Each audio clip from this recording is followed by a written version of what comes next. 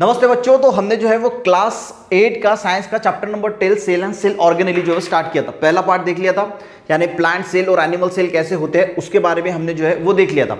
अभी हम सेल के जो कंपोनेंट होते हैं ना, कंपोनेंट यानी सेल के अंदर जो जो चीजें होती है उसको अच्छी तरीके से देखिए। हर रोज हम एक ही सेल का जो कंपोनेंट है वो पढ़ेंगे। जैसे सेल के अंदर क्या होता है, सेल वॉल होती है, सेल मेम्ब्रेन होती है, साइटोप्लाज्म होता है, माइटोकॉन्ड्रिया होता है, एंडोप्लाज्मिक रेटिकुलम होता है। ये सारी चीजें हम वन बाय वन जो है वो पढ़ेंगे। आज हम सिंपली पढ़ने वाले हैं जो सेल वॉल होती है। देखिए सेल होता है, प्लांट का जो सेल होता है इसको जो है हमने प्रीवियस इसमें देखा कि एक सेल वॉल होती है, यानी ये सेल वॉल होगी और ये मेम्ब्रेन होगी। एनिमल में सेल वॉल होती ही नहीं है, डायरेक्ट मेम्ब्रेन से स्टार्ट होता है सेल। ठीक है, ये हमने प्रीवियस इसमें सब कुछ देखा। तो सेल वॉल जो कंपोनेंट है ये करता क्या क्या है, किससे बना होता है, ये क्या इसके अंदर चीजें होती है, ये सारा जो है वो समझने की कोशिश करेंगे। सेल वॉल आपके इसमें पूरा थ्योरेटिकल दिया, मैंने इसके पॉइंट निकाले हैं। किसी भी चीज के पॉइंट निकालना तभी आपको वो ध्यान में रहता है, और किस तरह इसको ध्यान में रखना है वो भी हम सीखने वाले हैं। सेल वॉल सबसे पहले किस में प्रेजेंट होता है और किस में प्रेजेंट नहीं होता, ये हो गया हमारा पहला पॉइंट। जैसे देखिए plant, algae and fungi. Cell wall पता है ना आपको, सेल वॉल यानी जो बाहरी आवरण होता है, बाहरी जरा जैसे हमारा घर होता है, हम कंपाउंड तैयार करते हैं, उसी प्रकार जो सेल का बाहरी आवरण होता है उसको बोला जाता है सेल वॉल। ये प्लांट, अलगी एंड फंजाई में ही प्रेजेंट होता है, एनिमल्स में अब्सेंट होता है यानी प्रेजेंट नहीं होता। यानी एनिमल का जो सेल है उसमें सेल वॉल नहीं होगा, डायरेक्ट प्लाज्मा मेम्ब्रेन जो है यहां से स्टार्ट होता। प्रीवियस लेक्चर देख लेना, आपको समझ में आ जाएगा। समझ में आ गया बच्चों? प्लांट, अलगी एंड फंजाई, ये हो गया हमारा पहला पॉइंट कि जो सेल वॉल होती है वो प्लांट, अलगी एंड फंजाई में प्रेजेंट होती है, एनिमल में सेल के अंदर सेल वॉल अब्सेंट होती है। हो गया। अब दूसरा होता कैसा है, इलास्टिक होता है। ठीक है, उसी के साथ ये स्ट्रॉन्ग कोटिंग होता है अमॉन्ग दी सेल मेम्ब्रेन, यानी इलास्टिक होता है, यानी ऐसा ऐसा हो सकता है और एक स्ट्रॉन्ग कोटिंग बना देता है। ये दूसरी जो लेयर होती है इसको हम सेल मेम्ब्रेन या प्लाज्मा मेम्ब्रेन बोलते हैं। तो इस सेल मेम्ब्रेन या प्लाज्मा मेम्ब्रेन में एक स्ट्रॉन्ग कोट किया होता है, यानी पूरा तरीके से इसको कोटिंग किया होता है, जो होती है उसको बोला जाता है सेल वॉल। यानी इलास्टिक होती है, स्ट्रॉन्ग कोटिंग अमॉन्ग दी सेल मेम्ब्रेन।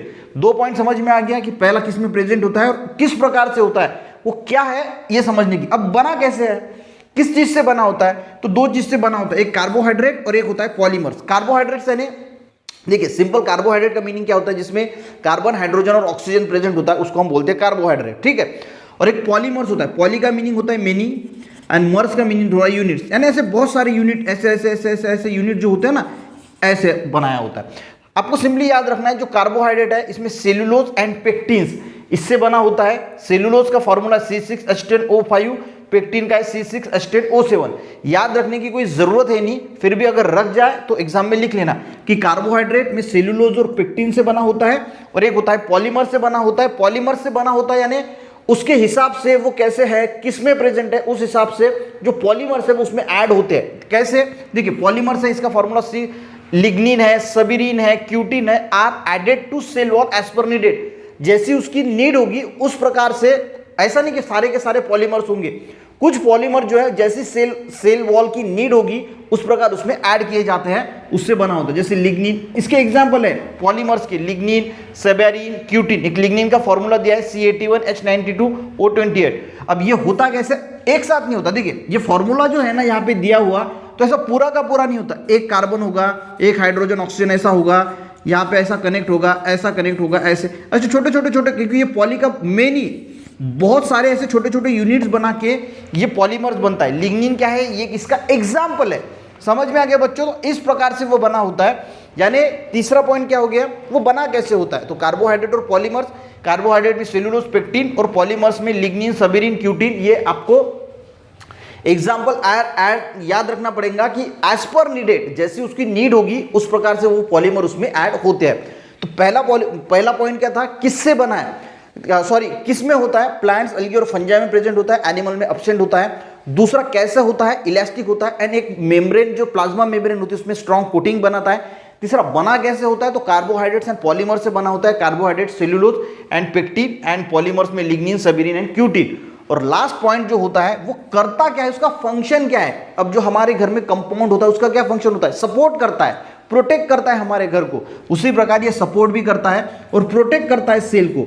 अब सेल को प्रोटेक्ट कैसे करता है, preventing the entry of excess water in cell. देखिए अगर कोई सेल है, हम पानी पीते तो बहुत सारा पानी अगर सेल के अंदर अगर हम देखिए जो हम कुछ रेजिन्स वगैरह होते हैं या कोई भी दाल वगैरह पानी में अगर आप डुबो के रखते हैं तो सवेरे बहुत फूल जाते हैं क्योंकि पूरा पानी उसमें चला जाता है। अगर वैसे अगर हमारे सेल में होता है तो सेल तो पूरे फूल जाते, ठीक है। हम एनिमल्स में तो एब्सेंट होता है, प्लांट की अगर हम बात करें तो वो तो फूल जाएंगे, ठीक है। अगर हम लकड़ी अगर पानी में भिगो के रख दे तो होता क्या है, वो फूल जाता है। पर प्लांट जब जिंदा होता है तो उसके सेल जो है उसके अंदर वो पानी जाता नहीं पूरा का पूरा, जितना चाहिए उतना ही जाता है। क्यों जाता है? क्योंकि ये जो सेल मेम्ब्रेन होती है ये एक्सेस वाटर को अंदर जाने नहीं देती, जितनी जरूरत है उतना ही जाएगा, ज्यादा पानी जो है वो सेल के अंदर जाता नहीं।